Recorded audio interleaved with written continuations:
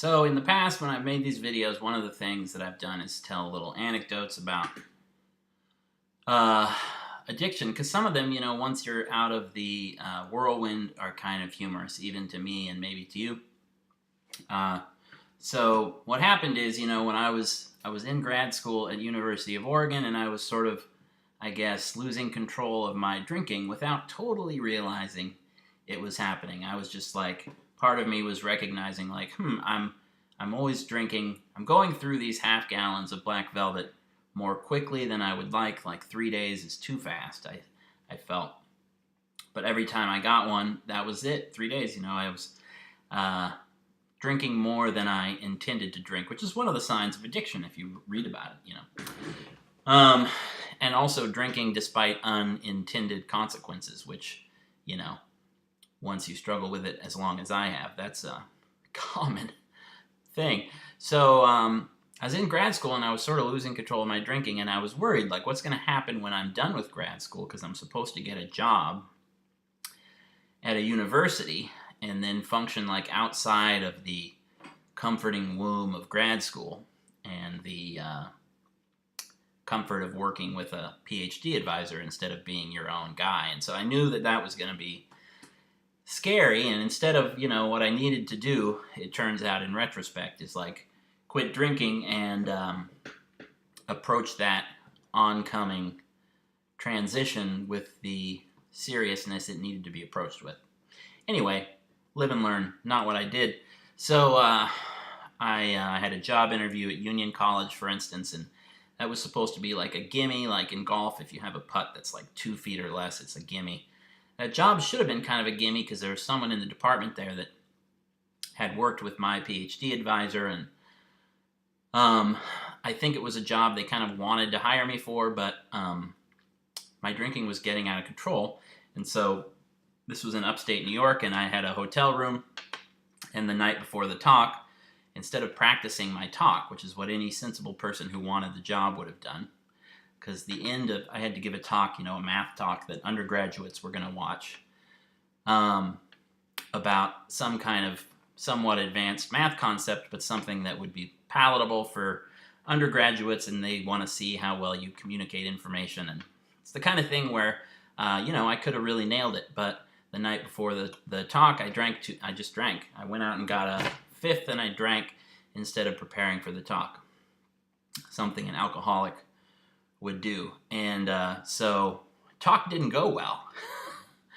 Right in the middle or towards the end, there was a really pretty basic concept that I hadn't thought through, and I just got to it and got stumped and looked like a fucking moron. And one of the people on the hiring committee had to help me out, like, I think this is what you mean. And then I was like, oh yeah, thanks.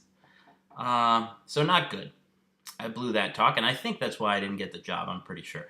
But it's possible I wouldn't have gotten the job if I nailed the talk. But blowing the talk did not help. And so that's the situation I was in. I knew that this was a problem. Like, this drinking was starting to cause these real problems. And I don't know how it hadn't caused more problems in the past. I somehow finished my thesis even though I was drinking too much. But it was like I say, it was a problem that was building up and getting worse.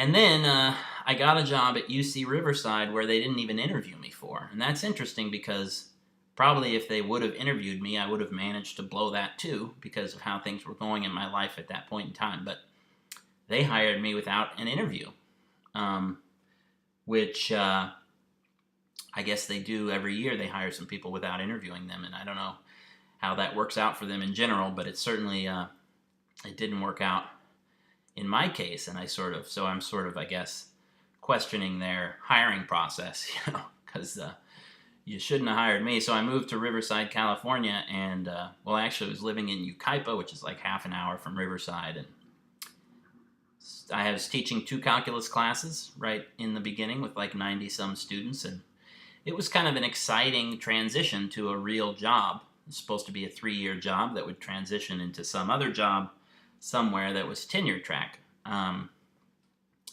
again, it's something where had I been sober, I could have made it work, but like I wasn't.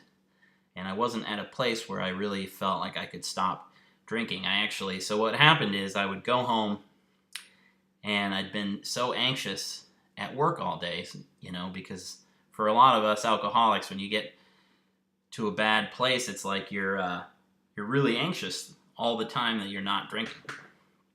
And then I would go home and drink to feel better. I was just medicating my anxiety at that point, and then I would feel better, and I'd hang out with my roommate, and I met this girl and hung out with her a lot. Ended up sort of dating her later. That was unfortunate for her, and I'm